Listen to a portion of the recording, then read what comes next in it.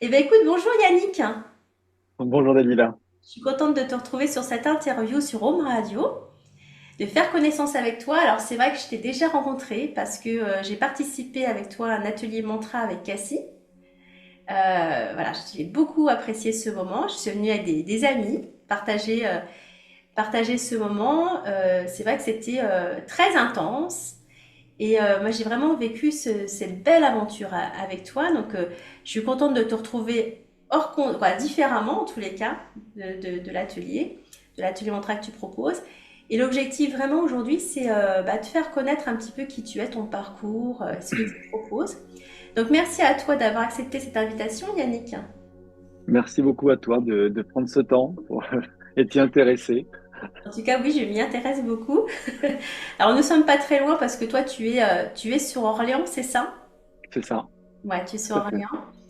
Et est-ce que tu es natif d'Orléans? Et oui, oui, moi je suis natif d'Orléans et, peut-être que s'il y avait déjà eu cette activité qui existait de chant de mantra, bah, je l'aurais pas créé. Mais Orléans est connu pour plein de choses différentes, mais pas pour cette partie-là, dirons-nous. Voilà. Ouais, tu as raison.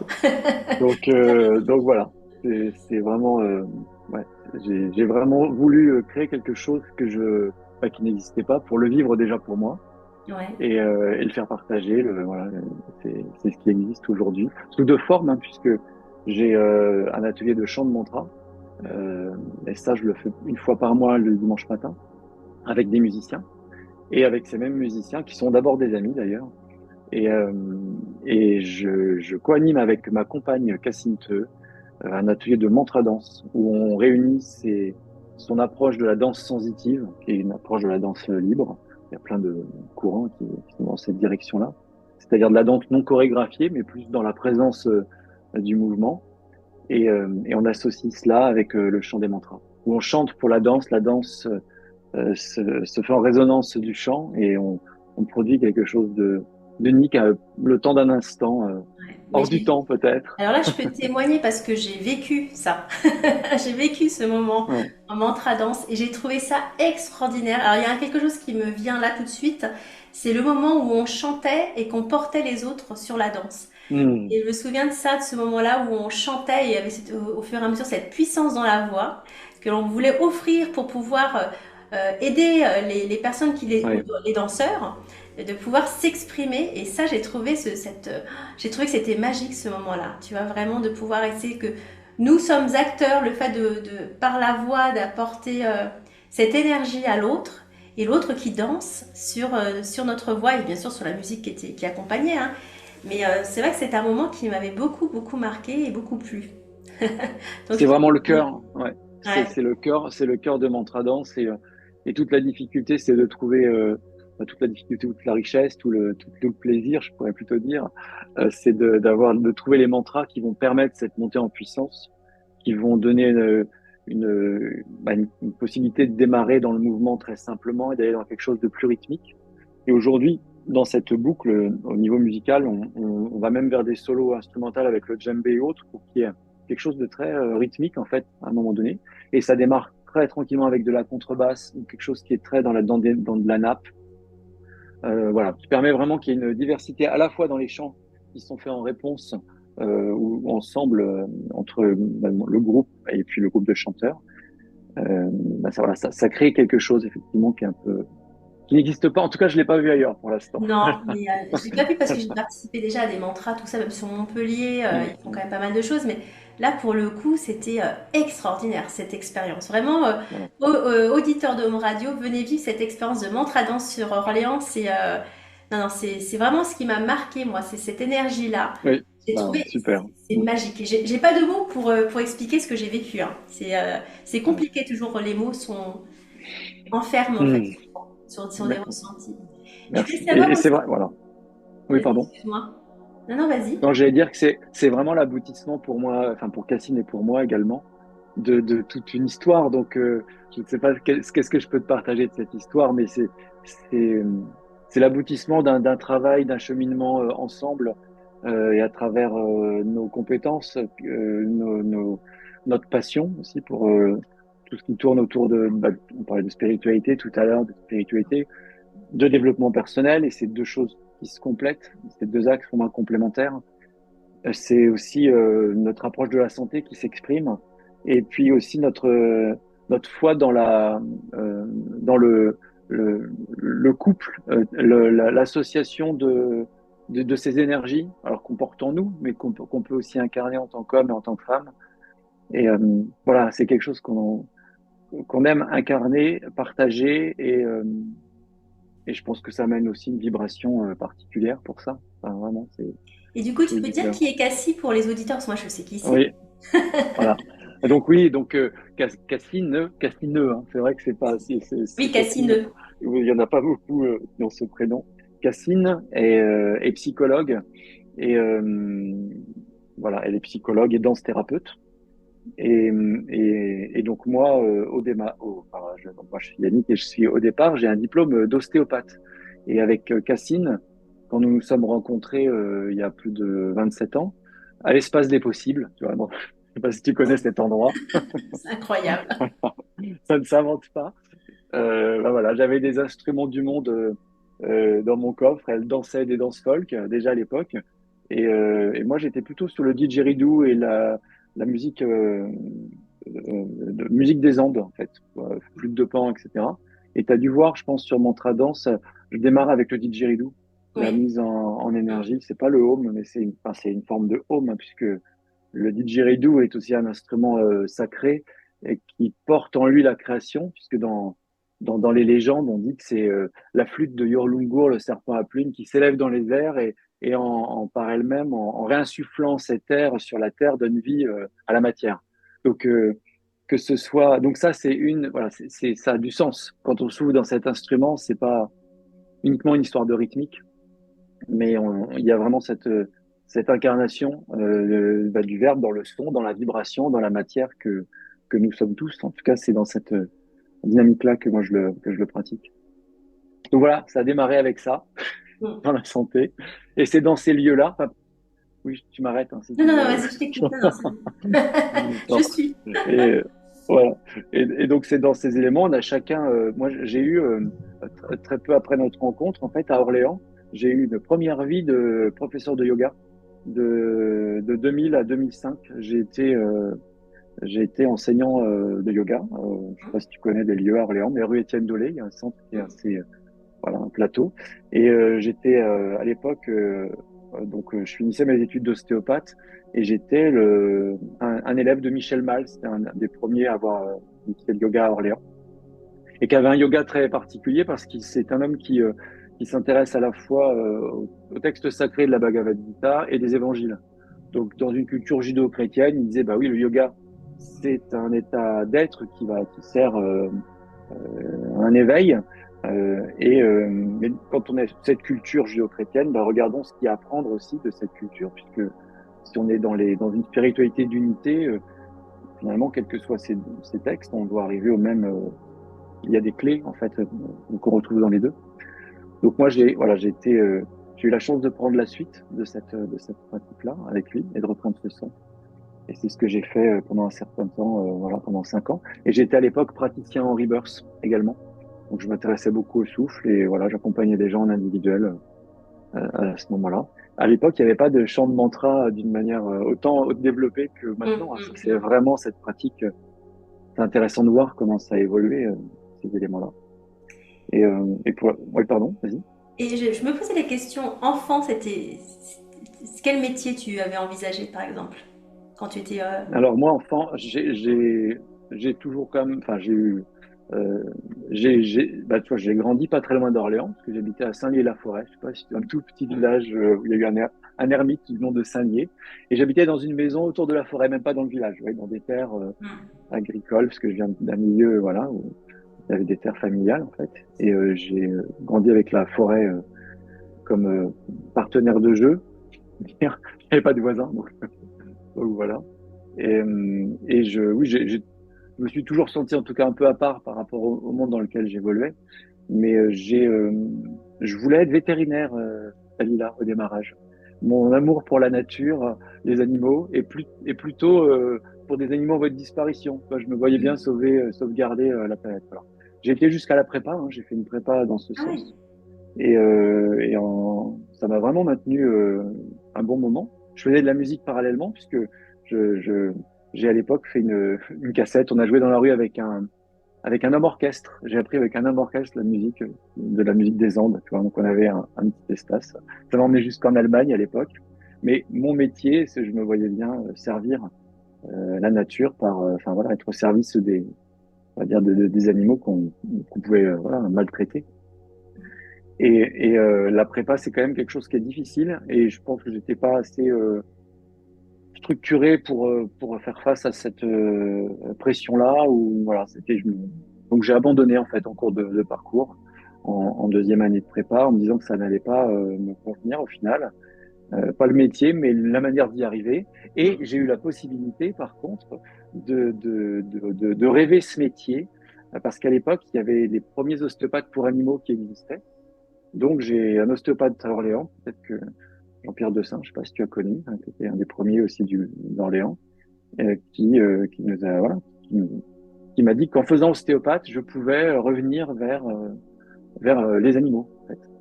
Donc, j'ai arrêté veto pour aller vers ostéopathe, comme étude, avec l'idée de revenir être spécialisé dans les animaux, quoi. Sauf que je suis tombé sur une bête extrêmement intéressante qui est l'être humain.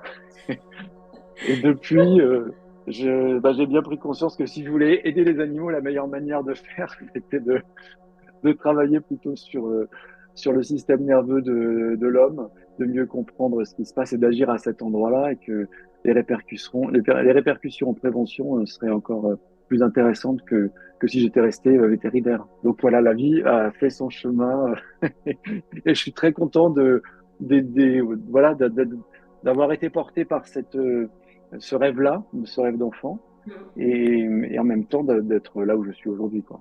Comme quoi la vie est surprenante, hein. Ah, complètement. Voilà. Et c'est intéressant de trouver le fil, de voir que Incroyable, hein. le fil est toujours là, quoi qu'il en soit. Et Ouais, parce que l'ostéo, le prof de yoga, quoi, tout ça, c'est voilà, c'est une continuité finalement.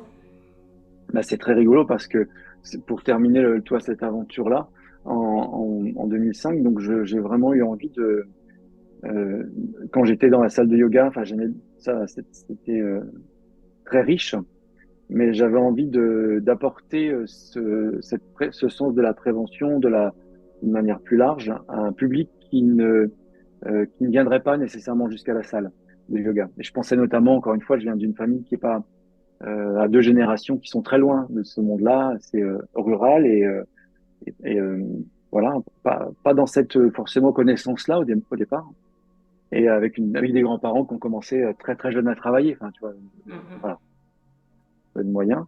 Et, euh, et donc j'ai eu envie d'aller vers le monde du travail parce que j'étais dans ma salle de yoga.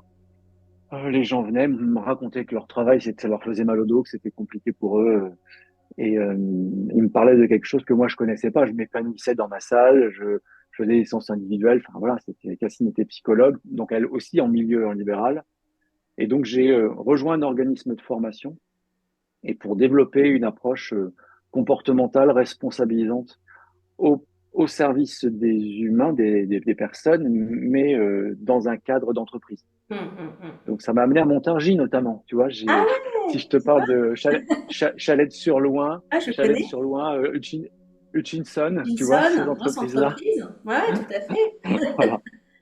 Donc, si tu veux, tout ça, ça m'a amené en 20 ans. Hein, voilà, parce que j'arrive au bout de cette, comme je te le disais juste avant, au bout de ce temps professionnel. Ça m'a amené dans ce cabinet voilà, qui était plutôt orienté management et prévention réglementaire. Ça m'a amené à développer une approche comportementale responsabilisante pour la santé. Donc, risques psychosociaux, troubles musculo-squelettiques, santé relationnelle, management, voilà, tous ces axes-là. Et je suis devenu directeur de ce cabinet avec quarantaine de ressources, dont un certain nombre de managements en direct. Et bon voilà. Et puis avec des cabinets, des noms, bah voilà, des grandes entreprises françaises, on va dire, qui peuvent se permettre de payer des services de la sorte, quoi. Donc voilà, ça a été un grand c'est une parenthèse pour Non, moi mais c'est d'ailleurs. C'est pour ça que extraordinaire de je voir me, tout ça. Ouais, c'est génial.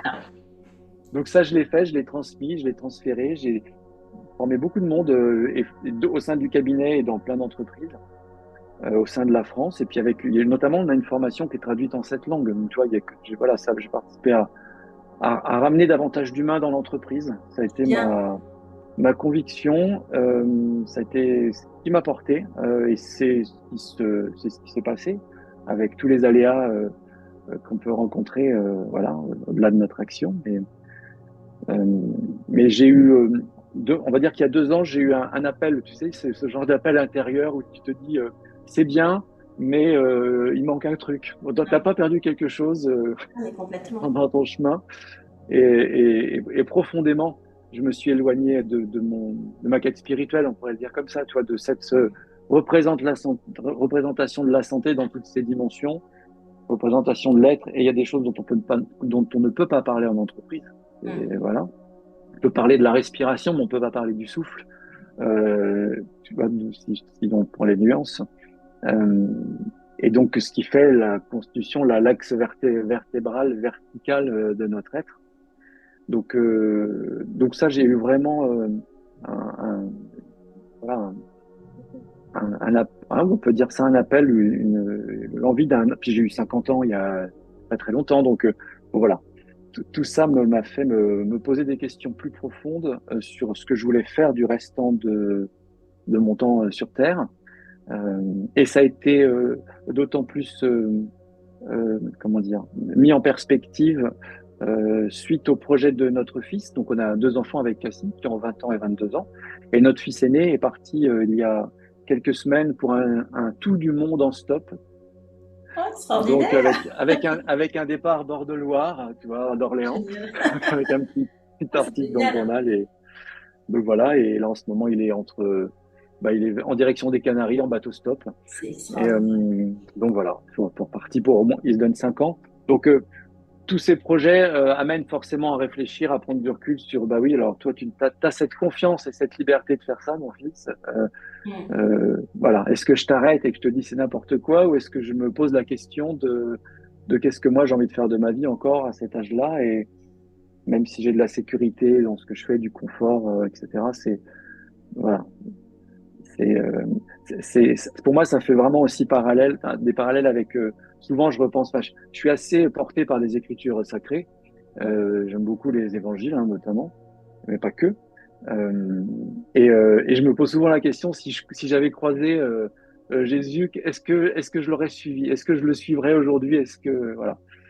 Et dans la mesure où toute cette spiritualité, c'est quelque chose de très intérieur et que ça parle au fond de notre cœur, c'est à ce à quoi je me relie, et c'est ce qui va me faire arrêter là mon travail le 14 janvier, voilà, par une rupture conventionnelle, pour revenir dans un champ plus, pour revenir sur ce que je faisais avant, mais avec un autre recul, quoi, un autre bagage. Voilà. Et du coup, c'est Bon, quoi j'ai beaucoup exactement ton parlé, hein. projet? Ah non, ça m'intéresse, là. Du coup, tu es en train de me dire, voilà, que tu arrêtes, voilà, le 14 janvier, qu'il y a une nouvelle porte qui s'ouvre. Il faut que tu nous en dises Ouais, un ouais, petit tout peu à plus, fait. là, pour le coup. Non, et ben c'est, je vais t'en dire un peu plus, c'est pas beaucoup plus, parce que euh, le projet n'est pas encore écrit. Tu sais, D'accord, ok. c'est ces moments dans la vie où tu sais, c'est pas un choix rationnel, mais Mm. c'est un choix qui s'impose à toi et qui se fait en sécurité. Je me sens porté par cette confiance intérieure de faire ce choix. Mm. Je n'ai aucune idée de concrètement ce que je vais faire et comment je vais le faire, Mm. mais je sais que ça va venir en son temps. Ok, je Et, comprends. euh, et ça, c'est sûr. Je peux te dire que ça. Alors voilà, j'ai aussi cette année eu la chance de faire un stage, une retraite initiatique au Pérou avec les médecines, avec les plantes, avec ma compagne. C'est vraiment aussi des parties des choses qui nous intéressent vraiment voilà, dans ce que ça peut apporter. Enfin, tu vois, je peux très bien te parler de chamanisme comme je te parlais de spiritualité juste avant, ou de santé, et je mets pas des cases forcément de frontières très nettes par rapport à tout cela, puisque ça sert la même finalité. Voilà, Mm. en tout cas dans mon vécu, dans ce que j'essaie de partager, hein. Et ce que je sais, ce que je peux te dire, c'est que je reviens notamment là vers, il y a un ostéopathe, des ostéopathes qui reviennent sur ma route. Je pense à Éric Marlien. Je sais pas si ça dit quelque chose. Tu vois, voilà. Bon, c'est très rigolo parce qu'il fait des conférences dans des écoles où j'ai été, voilà, en ostéopathie et donc je m'intéresse beaucoup à la théorie polyvagale. Dans la, voilà, j'ai un diplôme de coach. Enfin, j'ai travaillé dans les neurosciences. Quand tu travailles sur des évolutions de culture individuelle et collective dans des entreprises qui font plus de 3 000 personnes, bah voilà, il y a t'as des bases à développer. Et celle-ci m'intéresse, voilà. Donc la théorie polyvagale m'intéresse, le coaching m'intéresse. Donc maintenant, je dois autour de ça reconstruire l'unité qui fera la spécificité de mon offre, de, dans la continuité de ce que dans la continuité de ce que je fais à Orléans. Et à Orléans, déjà aujourd'hui, je fais un travail, enfin, je propose en tout cas des ateliers autour du chant de mantra, comme tu le sais. J'avais ouvert également des ateliers de yoga de la voix l'année dernière, mais j'ai pas eu le temps pour l'instant d'aller plus loin, mais c'est quelque chose que je me suis reformé à cette pratique également avec une femme qui est très chouette, enfin, qui est vraiment compétente sur le sujet, qui s'appelle Caroline Cohen, qui habite à Auroville et avec qui voilà, j'ai suivi une formation et j'ai eu la chance de passer par Auroville également dans mon parcours. Euh, et sur Orléans, j'ai aussi pratiqué, enfin, j'ai proposé des ateliers de yoga du froid. Wim Hof, ça te dit peut-être quelque chose, tu sais? Non, Ah, les bains à 0 degré, tu connais pas? non. Moi, je Non? suis fille de la chaleur. Eh bien, écoute, j'étais aussi un adepte du sauna, j'en ai à la maison pour tout te Ouais, dire. Mais pareil, si tu veux, c'est très intéressant tout ça parce que c'est qu'est-ce qui vient système nerveux, système immunitaire et système endocrinien. Donc, quand tu es ostéopathe, tu l'apprends dans tes études, hein, c'est dès le démarrage. Mais dans le yoga, c'est ce que tu pratiques également. C'est très intéressant de voir comment tout cela interagit. Et dans le yoga du froid, notamment, on parle de la loi de l'Hormèse, qui est l'exposition. C'est ce que tu retrouves dans l'homéopathie également. L'exposition à une substance qui pourrait être dangereuse pour toi, ben, sur des doses plus oui. faibles, Hmm. ça permet un regain, une stimulation et une santé plus grande. En gros, si tu vis toujours dans une pièce à la température ambiante qui est celle de ton corps, mais à 20, 22, 23, etc., ton corps, il n'a plus cette capacité de s'autoréguler et d'être stimulé positivement pour faire face à voilà, des adaptations extérieures. Donc, moins tu t'adaptes, moins tu peux t'adapter, plus tu vas être en souffrance. Ah oui. Voilà. Hmm. Donc, j'ai proposé des petits bains dans la Loire, je devrais pas le dire parce que c'est Ah pas oui, trop, d'accord. et Ok. avec des respirations. Hmm. Oui, parce que c'est à la fois respiration, exposition au froid et puis centration, canalisation du mental. Donc ça, c'est des choses que j'ai, qui sont gratuites en fait pour la santé. C'est ça que j'aime beaucoup en fait. Le Hmm. chant, tu peux chanter ta vibration, le son, le M du home, qui vient stimuler ton système immunitaire. Enfin, tout ça, c'est des choses à portée de main, gratuites, qui demandent rien, juste à être pratiquées. Hmm. Donc ça, je vais le développer. Voilà, je sais pas comment En fait, encore, il y a mais pas mal de choses que tu vas mettre en place du coup pour la nouvelle année, hein, 2025. ça va être, oui, oui, En train tout à de fait, faire son petit chemin, mûrir. exactement. C'est souvent ça, hein, quand on est, comme tu dis, on répond à quelque part à un appel, on ressent que c'est le bon moment, que les choses sont justes et qu'il faut qu'elles évoluent. Puis parfois, on ne sait pas comment. On sait qu'elle doit évoluer, on a des clés, mais on n'a pas encore, on connaît pas encore la musique. En fait, on a chaque note, C'est mais ça. c'est pas encore mis en place tout ça. Et puis, à un moment donné, bah, la mélodie se met en place. C'est Donc, c'est la complémentarité entre, ce que tu peux préparer, et c'est nécessaire parfois de préparer, d'être structuré dans sa pensée pour savoir ce que tu vas dire, et puis la capacité à être ouvert au moment présent. Et dans cette présence-là, si c'est trop écrit à l'avance, bah, en faire. forcément il manque des informations, voilà, ce sera pas la même chose, quoi. Voilà. La magie de la vie se joue dans le présent, donc C'est ça. bon, voilà. Bon, bah, en tout cas, on a hâte de savoir un petit peu plus. On fera notre interview alors pour que tu nous dises un petit peu la suite quand tu auras un peu plus évolué sur ce chemin-là. Tu nous dises un Avec petit peu plaisir, ce qui va se produire. Ce serait chouette. avec plaisir, Dalila. Bah, écoute, en tous les cas, je te remercie Yannick pour cette rencontre. Voilà, s'il y a des personnes sur Home Radio qui veulent avoir plus d'informations, de toute façon, je vais communiquer les informations sur Yannick avec son site internet. Vous allez pouvoir communiquer directement avec lui Une fois comment dire, sur la page Facebook et sur le site internet magicschool.fr, vous allez retrouver dans la rubrique Home Radio. Donc vous allez pouvoir avoir les informations concernant Yannick et bien sûr sur notre page YouTube Home Radio, vous allez retrouver tous les enregistrements qui sont mis de tous les interviews. Si je puis me permettre, juste dans les premières actions, en tout cas du premier semestre, parce que Ouais, mon objectif, tu vois, dans le premier trimestre, c'est vraiment de pas m'engager, encore une fois, tout de suite, tête baissée dans l'action, mais d'avoir vraiment ce temps de recul et de discernement pour éveiller, trouver le chemin qui soit mm. le plus ajusté. Euh, et dans un deuxième temps, ce sera refaire le site internet. C'est pour ça que je te le dis maintenant, T'as parce que raison. le site internet est vieillot. Il y a des mantras enregistrés. Enfin voilà, c'est pas très qualitatif. Il y a un professionnel du son qui doit venir prochainement. Enfin voilà, tout ça, ça va être mis un peu Ouais, plus. ça demande du temps, hein, tout ça aussi, hein. Voilà, exactement. Et il y aura des morceaux agréables à écouter. Là, pour l'instant, ça donne une idée de ce qu'on Voilà. fait, mais c'est pas assez. Bon voilà, je Voilà, mets bah, juste en tout un cas, bémol pour pareil, l'instant. n'hésite pas, parce qu'on peut les diffuser sur la radio, donc C'est n'hésite pas ça. quand tu as fait tes enregistrements de me les Exactement. envoyer, Ouais, qu'on ouais, puisse les mettre sur la radio aussi, hein. avec plaisir. D'accord? Ça marche, Dalila. Eh bien, merci à toi, et puis Merci on se beaucoup tient au pour courant ce de temps. toutes ces belles aventures qui vont arriver pour toi.